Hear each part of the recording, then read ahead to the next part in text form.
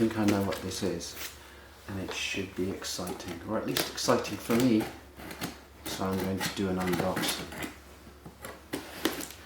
This should be the project that kept me alive last year. I was very lucky. A friend of mine who kind of watched me go through my tarot project. I knew some people who were doing a role-playing game. They wanted in a kind of medieval style, and I'm not very experienced with role-playing, so I was actually quite wary to start with. Also, I did kind of know of my situation. I knew that I was going to be kind of I'm scared to call it homeless. You know, I didn't really have somewhere to stay. Wow, this looks complicated. Well, that's nice and simple. This also looks complicated. But I knew that I was going to be in an unstable environment. I knew I didn't know where I was going to live. I knew I probably wouldn't have access to all of my art materials. And I was inexperienced with the whole thing. So, adventure. Here it is. And eventually, we did it. Here we go. A True Relation. Volumes 1, 2 and 3. Let me get rid of that beautiful glamorous bubble wrap.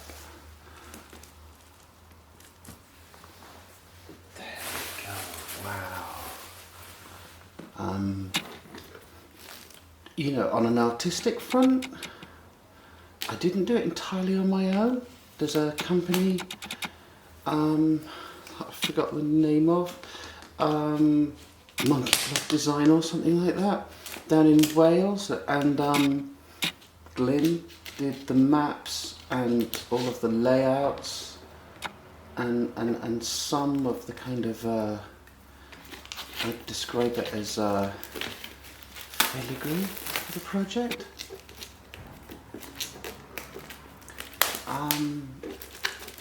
But I did all of the illustrations. I think somewhere in these books there are going to be approximately, I don't know how to do this in a dignified way, I'm going to try. There we go. Wow. There will be about 120 illustrations. So here we go, here's every book. Let's see if I can cope with bringing this up to the camera. Let's see, I can't even recognise what that is myself. It is...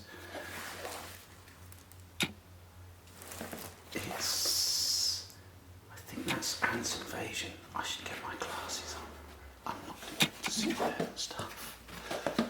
What does this do? Oh my goodness, I think this is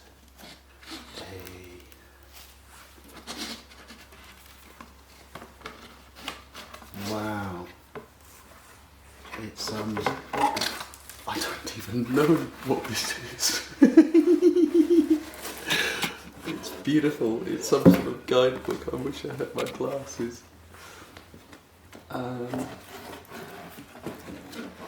There were a few things that I just there's a little bit here and there that's, you know, these suns and stuff, these motifs.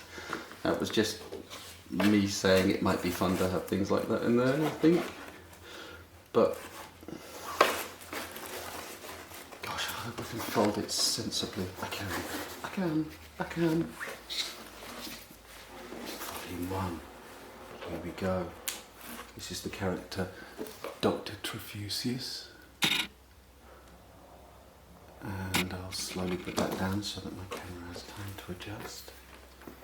These are the amazing maps that I was talking about that Glyn of Monkey Blood Design did. And here is book guide.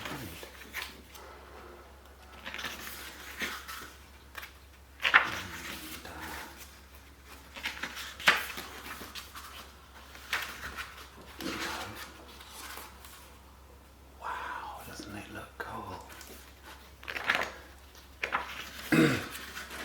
I've actually spent the last 2 or 3 years doing some fairly large projects, but this definitely has to be one of the larger ones. And I don't see any of my illustrations. Where are they? There we go, we're beginning to see pictures here. And I don't want to be too rough with the book, so I'm kind of holding it in quite an unusual way. There we go, those are kind of townsfolk of Jamestown. The game is, you know, these are rules for a game built on Lamentations of the Flame Princess, that kind of rule set, and the game is set in an alternate world. I'm not going to call it an alternate universe because it's very much 16th century America with a few fairly odd events happening. To my memory, the story is that a mage in China attempts to summon a demon, and what they actually manage to summon in a bad way is a spaceship, a kind of a multi-dimensional spaceship that duly has a disaster and crashes and kind of builds a strange kind of gateway into another world. Meanwhile, all of this is happening maybe, I think it's like 30 years. It's within the kind of the realms of the time of the Jamestown Massacre, which was the First Nation reprisal against the English settlers. Let's see if this is a neater way of holding it. That picture was one hell of a brief. It was like, I want a Geiger-like inside, and you know, this whole project was done in black and white. I don't know, you know, what people will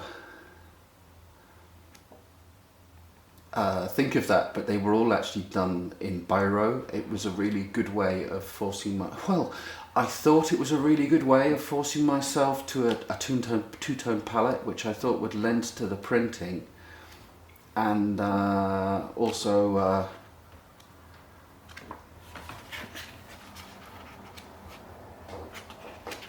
give a really kind of consistent feel. You know, the whole thing was done using the same methods. I think this is beautiful. Look at that, what a beautiful little book. You know, the other thing that's fun is that, you know, in order to do this book to the deadline that we had for it, I had to do one of these pictures and have it finalised in a day. So I spent a lot of time communicating with the author, Ezra Clevery, and you know, this was my life for 4 or 5 months, maybe longer. But isn't it beautiful? Yeah, it is nice.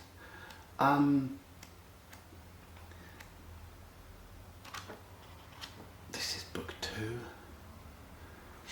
I won't take you through each of the kind of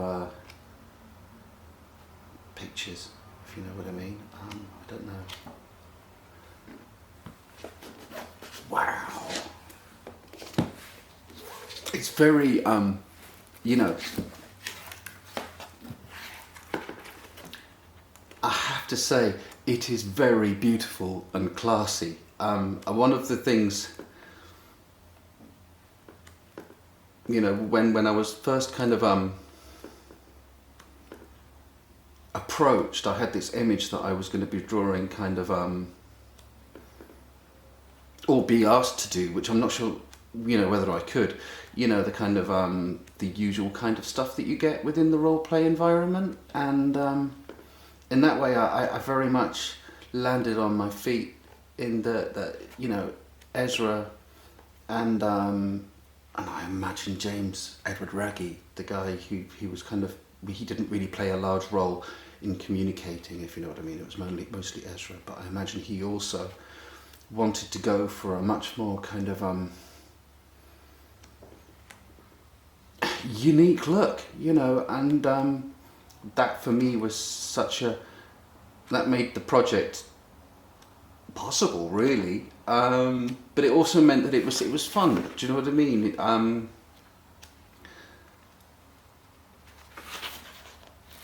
These characters, you know, they're pilgrims. They're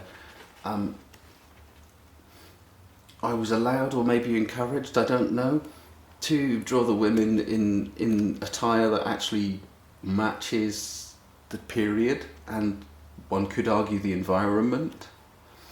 A lot of his monsters were, I would say, heading towards surreal, as opposed to what you'd normally think of as imaginative. A lot of these things are, and a lot of them were quite biologically informed. I've forgotten what that is, but it's some sort of, is it a lamprey of some sort?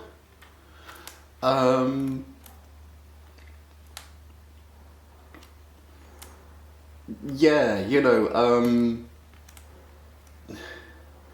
a strong sense of the surreal.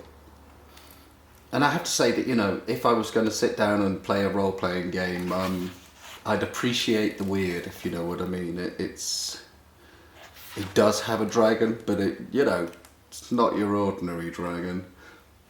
And generally, the animals you're dealing with are kind of messed up, mucked up versions of things that we know.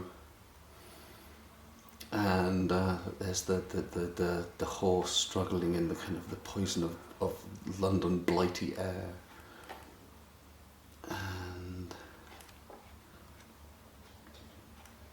wow, you know,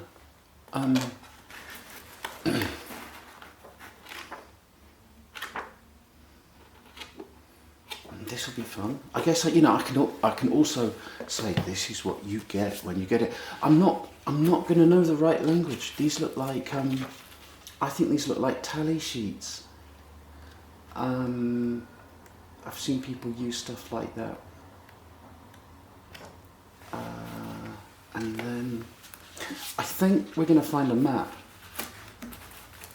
Wow. That looks complex. That's maybe why my poor little noggin never particularly dived into the world of role-playing. Here's the map.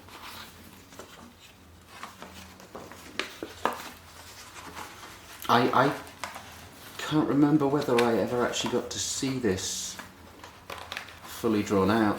This was the piece that Glyn and I collaborated with on the most, and you know,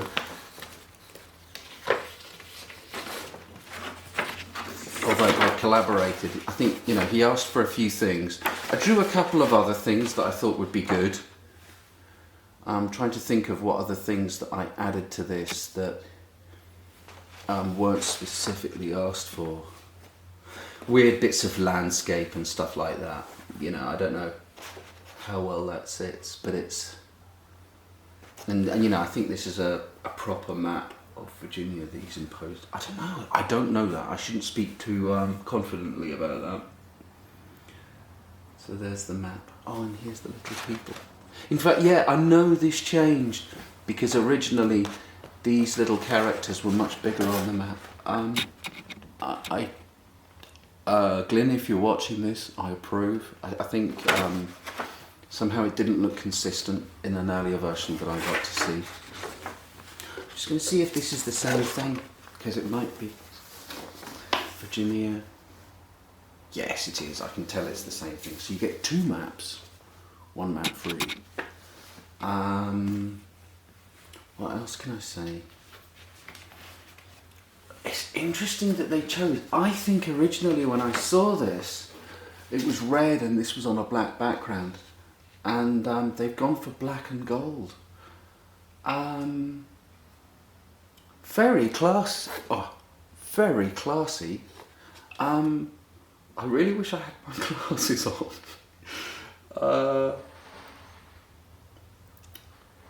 Yeah, absolutely stunning. Really, but yeah. You know, a bit of background story, and I'll keep leafing through. Oh,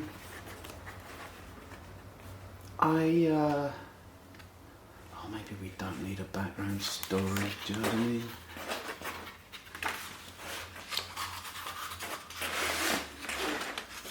There you go. Just hundreds of pictures, and you know, often I draw them, and it would, you know, there would be minor changes, but sometimes I genuinely wouldn't know what was going on, and we'd have to rethink it. That one is particularly fun. That's the second easier illustration of this one creature that's a bear with multiple legs, so it's like a bear centipede. Now, as an artist, trying to make a bear look like a bear with that many legs really pushed me hard. And although I have to say I like the picture, I think it will be in the first book, not this one. But there was this, because of the style choice, some of the pictures really kind of are slightly reminiscent of stuff like Arthur Rackham, or what's his name, Tenniel. There's a couple that really look like they belong in Alice in Wonderland. This was a bizarre one because this is bird people, and that was one that we disagreed about, because he was fairly insistent that it would be the females that got the crests on their head, and I was like, no, it should be the males, but you know, the client, he was paying, and it looked nice. And pictures like that, you know, I suspect that's not the normal sort of thing you see in a role-playing game book. These kind of like quite kind of how to say it, just real people, you know. That's what I was trying to do anyway. And that's the lists. So this is volume 2. I wonder if it's volume 2 that's got.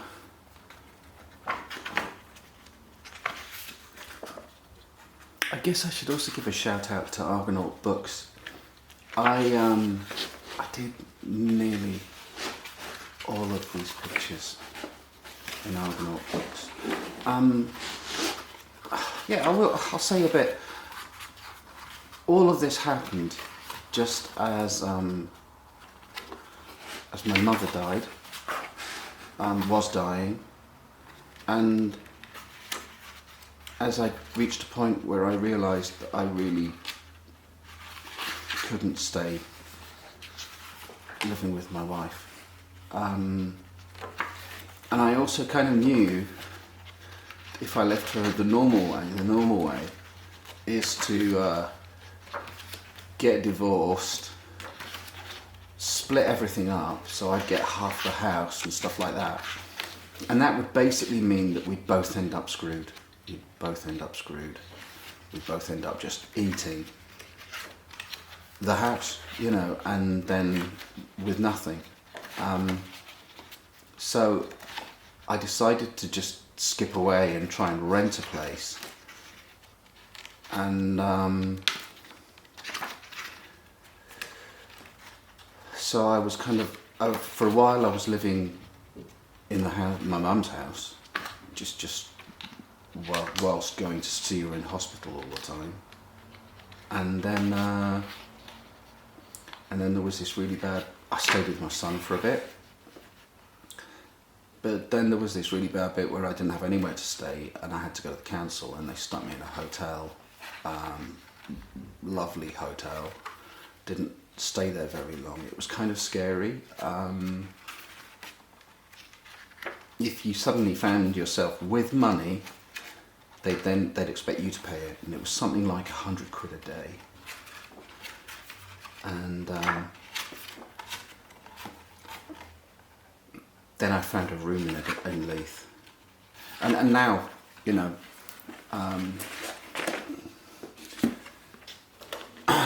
now I've got a house. But definitely, one of the things about this job is that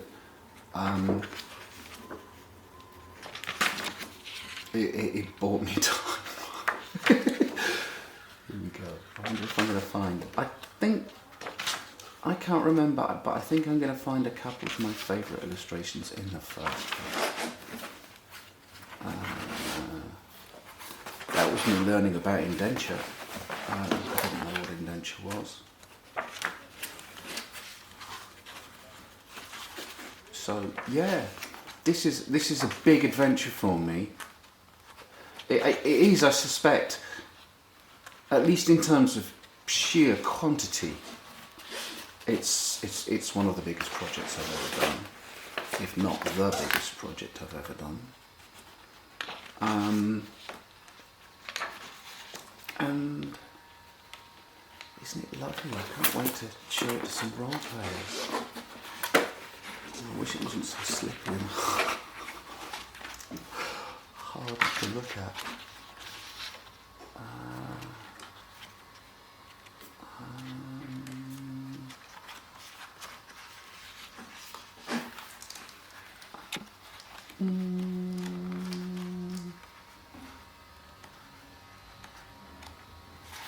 Saw one there.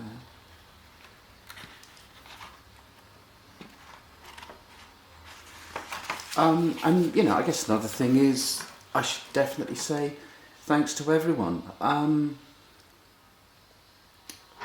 It was not an easy project, but it was a pleasant one. Everybody was really nice, friendly.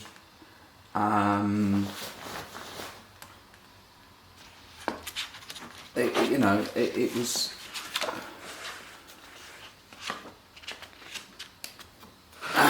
You know, certainly within the role-playing environment, it was a new experience for me, and it was completely painless. You know, I never spent a moment in this project feeling angry with anyone, if you know what I mean. Sometimes a bit weirded out by the brief. You know, sometimes I'd read it and it would be like, oh my god.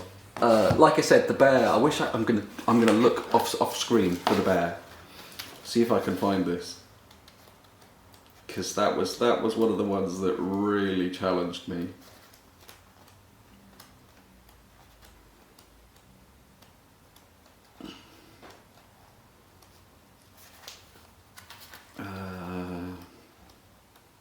You know, it was also fun because I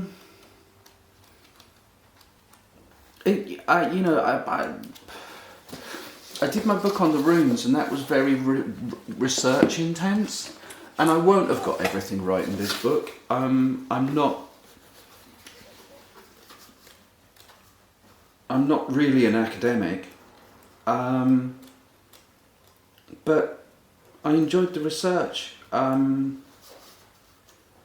Weirdly, I know that there's somebody quite famous with my name, somebody Flowerdew, who was one of the survivors of the Jamestown massacre, and who ended up being quite an important character, and I think she's got a book about herself.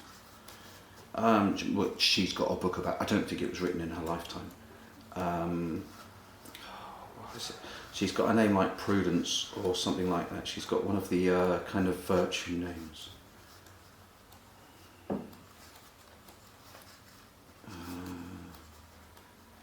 God, is this all book one? No, this is volume Volume 2. Yeah, that feels about right to me, actually. Where is this damned bear? There we go. I'll give you a close-up of that one. That one really popped my skull. Just how to make a bear with a child's head and lots of legs look like a bear. You know, you'll notice I curved it off into the distance because I didn't want to draw that many legs. But you know, I look at it now and I like it. You know, it's lovely seeing them kind of. They're not that much bigger in real life, but it's lovely seeing them kind of down, small. Yeah, that was a fun one. Just draw a huge bivalve blocking up a river and 3 explorers walking across it.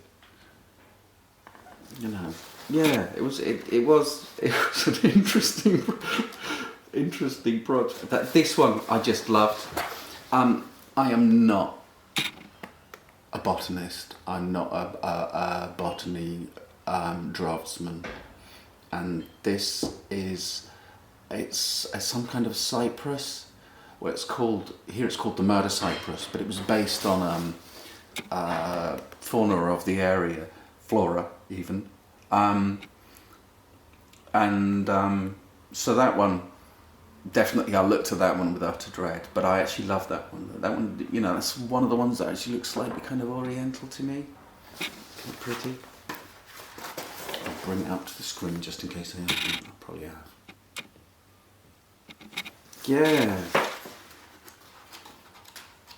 Wow. There's another one I'd like to find, but I'm going to stop because this video is too long. There's one picture in this book where the lost adventurers are having a conversation with a talking goose, and I just loved that one. That one was the one that really, to me, it really reminded me. I'm not stylistically the same as Tenniel, but there was something about it that was really reminiscent of Alice in Wonderland. Just these adventurers in the middle of a field, and this goose pointing the direction to wherever they were meant to go. And so, yeah, what a beautiful object to own, and how proud I am. Oh look, it's got hexagons on the back. But I guess that's one thing. I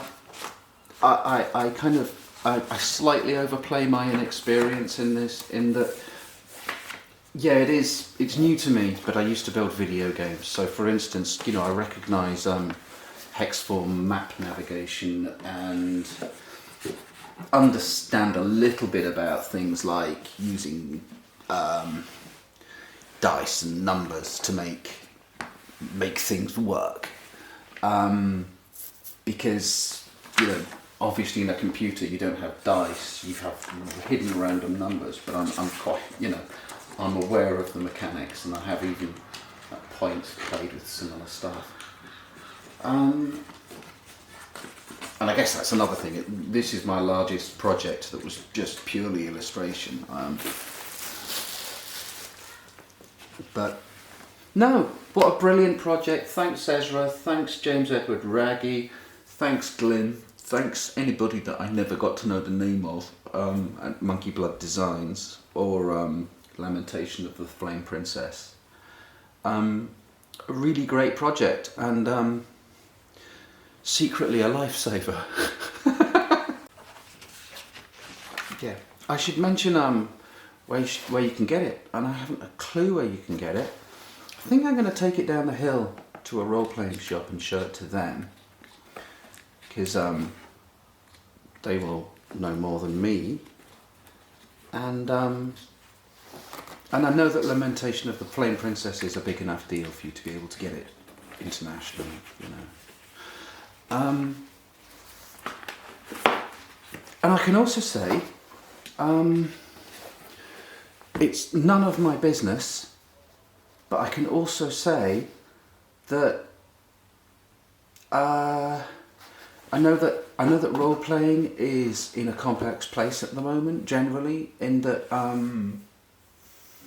you know, a lot of older role playing games and newer ones deal with a fairly 20th century ideological mindset, and I suspect that this one doesn't. Yeah, because I think that was one of the things that I was worried about when I was doing this project, you know, and no, it wasn't.